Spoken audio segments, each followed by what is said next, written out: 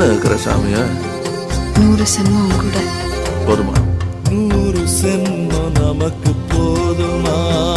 வேற வர ஏதும் கேப்பமா?